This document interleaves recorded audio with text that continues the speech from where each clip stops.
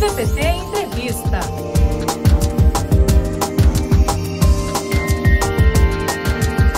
Olá, companheira, olá, companheiro. Este é o programa TVPT Entrevista e nós vamos conversar com o deputado federal Elvino Bongás, que também é secretário nacional agrário do PT.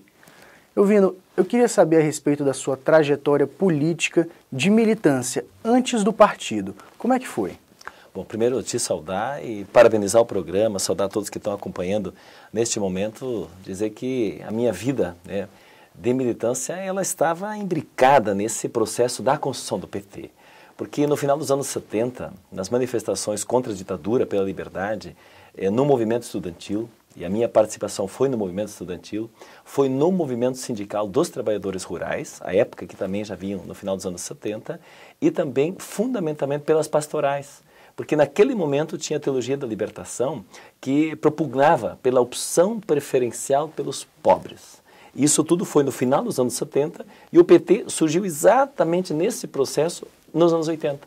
E eu estive junto nesse processo e a minha ação foi muito sindical, estudantil e nas pastorais. Secretário, eu gostaria de saber a respeito da sua entrada no partido. Como é que ficou a trajetória depois de ingressar no PT? Eu participei da fundação da CUT. Eu tive o prazer de ser eleito como delegado de base do Sindicato dos Trabalhadores Rurais da minha cidade de Santo Cristo. E aí eu participei do Congresso Nacional, junto à época com o Lula, que era o nosso presidente do sindicato à época de São Bernardo do Campo, Olívio Dutra, enfim, tantas outras lideranças em nível nacional, que eram lideranças sindicais à época, no início dos anos 80. Fundamos a Central Única dos Trabalhadores. Eu tenho o prazer porque depois eu virei presidente do Sindicato dos Trabalhadores Rurais de Santo Cristo e o nosso sindicato foi o primeiro sindicato dos trabalhadores rurais do país a se filiar à CUT. E fui coordenador organizador da CUT na nossa região noroeste do estado do Rio Grande do Sul, depois da CUT estadual, e vim ser dirigente nacional do Departamento Nacional dos Trabalhadores Rurais da CUT. Presidente do sindicato, depois candidato a prefeito na cidade, a primeira vez que o PT concorreu no município de Santo Cristo, onde nós já temos agora a segunda vez o PT também governando a cidade, e candidato a deputado, também uma das primeiras vezes que o PT concorreu a deputado, fiquei na suplência. Assumi como suplente 2 anos e depois tive 3 mandatos consecutivos como deputado estadual e agora estamos no primeiro mandato como deputado federal. Com o governo Lula, nós tivemos agora 10 anos de um período de políticas para o campo. Qual é a sua opinião a respeito desses 10 anos de evolução nessas políticas? Olha, nós poderíamos dizer que o país se divide também nesse tema de atenção com programas e políticas públicas do período anterior ao governo do presidente Lula e o pós-presidente Lula e agora a presidenta Dilma. Primeiro, os movimentos sociais, pelos governos neoliberais, eram tratados como casos de polícia. A criminalização dos movimentos, ninguém podia se manifestar porque era cacetete, bomba de gás lacrimogênio, cachorro, quando não era violência e morte direta. Essa era a situação que os governos neoliberais encararam os movimentos sociais do campo. Nós éramos os coitadinhos do campo, enfim, os que atrapalhavam o grande desenvolvimento desse país. Bom, felizmente, o nosso governo, nos 10 anos, pode orgulhosamente dizer para o mundo, porque o mundo, inclusive, vem olhar as nossas experiências do Brasil, não é por nada que o New York Times convida o Lula para ser um escritor, vamos dizer assim, um colunista no jornal nos Estados Unidos. Então, na verdade, nós passamos a ser referência mundial. Por quê? Porque o agricultor pode, de novo, entrar num banco, pegar um crédito, tem juro baixo, tem Pronaf, tem um programa do Mais Alimentos que financia maquinário para o agricultor ter alívio da penosidade do trabalho que é o trabalho no campo, porque ele lida com alimento. E alimento para a segurança alimentar, para a soberania nacional, para o mercado interno e o mercado exportador é fundamental.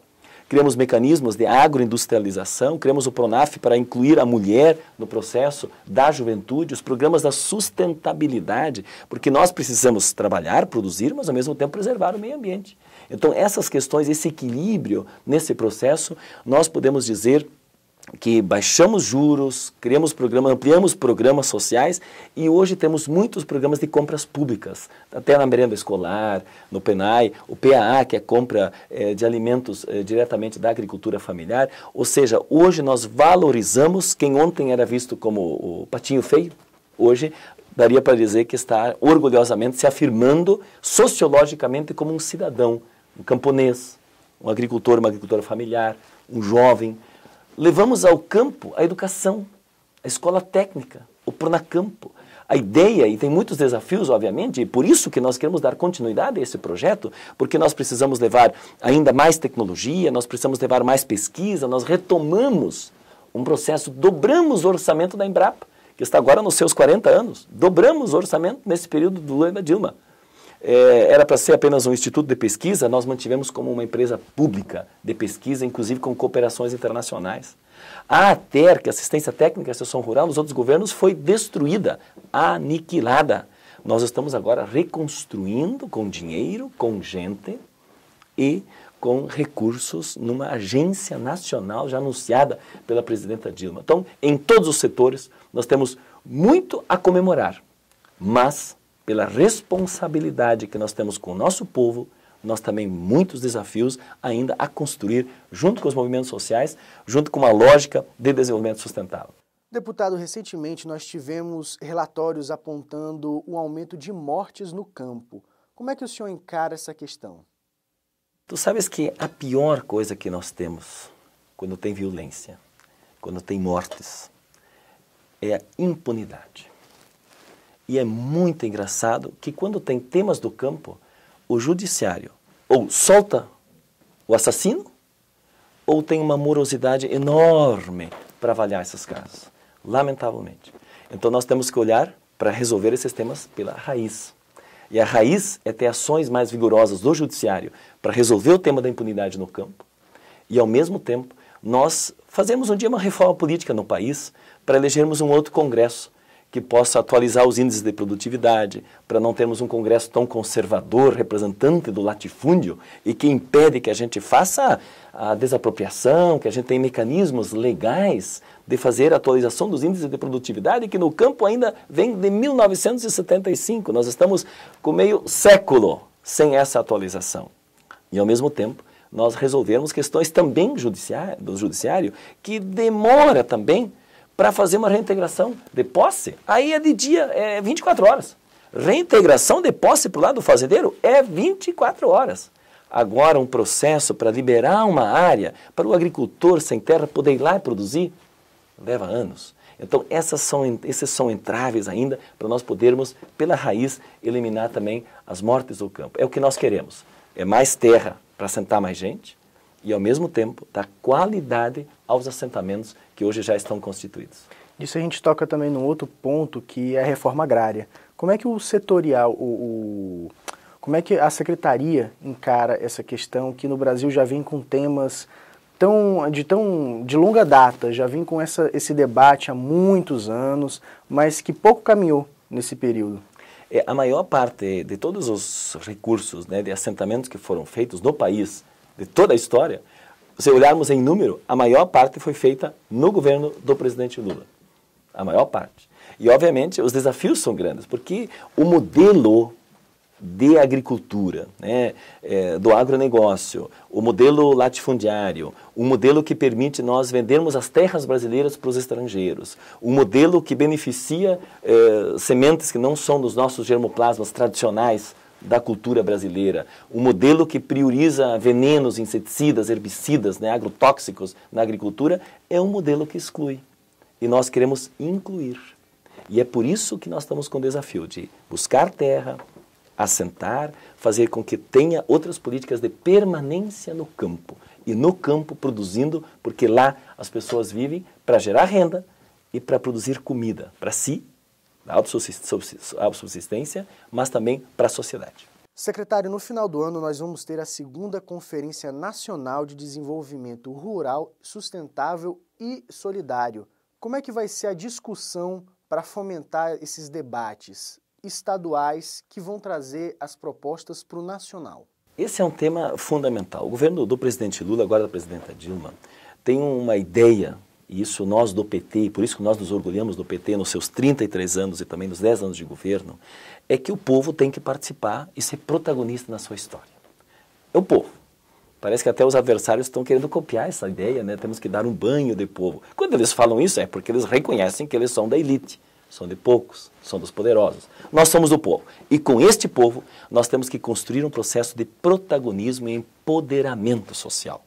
E por isso que o governo do presidente Lula, através do MDA, do Ministério do Desenvolvimento Agrário, isso também no Ministério do Meio Ambiente é feito, quer dizer, as conferências onde o povo participa, debate, a partir de temas elencados, tem eixos na área do desenvolvimento, na área de gênero, na área etnológica, na área da reforma agrária, na área da agricultura familiar, na área de sustentabilidade, para que em todos os locais do país, principalmente na ideia da territorialização dos territórios, das regiões, se faça um debate, se eleja os delegados, se faça conferências estaduais, se tire delegados, se faça uma conferência nacional. Essa conferência nacional vai tratar de um plano nacional de desenvolvimento sustentável. Este plano vai traçar políticas em todas as áreas. E ele é dialogado com o governo, com vários setores do governo e com a sociedade civil, que tem inclusive um comitê gestor que organiza esse processo. Eu quero aproveitar essa deixa que tu estás me deixando nesse nosso programa para convidar os nossos militantes para que em todos os lugares do país participem, se informem, chamem os sindicatos, os movimentos, as entidades para termos um grande processo mobilizatório protagonizado por esses agentes que fazem a coisa mais nobre do mundo, que é agregar renda, produzir alimento para nós termos sustentabilidade. Deputado, eu queria agora que o senhor deixasse um recado para a militância do PT, para as causas agrárias e também para os militantes que têm alguma afinidade com o campo. O que o senhor poderia falar para eles? Que a democracia impõe que haja participação, que a democracia impõe que haja repartição, e por isso a democracia no campo é fazer reforma agrária, né? A democracia no orçamento é fazer com que todos possam partilhar dos orçamentos públicos.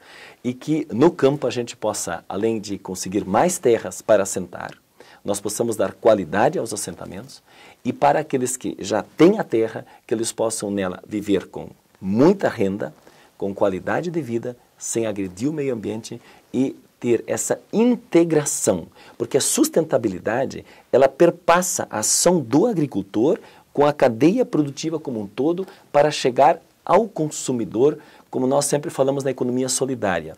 Nós queremos uma produção tranquila, sustentável, nós queremos um comércio justo, relações justas e nós queremos um consumo consciente para que a gente tenha alimento saudável, afastando esta imagem negativa dos agroquímicos no alimento que é tão essencial para nossas vidas. Queria agradecer a sua audiência. Essa foi uma conversa com o deputado Elvino Bongás, eleito pelo Rio Grande do Sul, que também é secretário nacional agrário do PT. Muito obrigado pela sua audiência.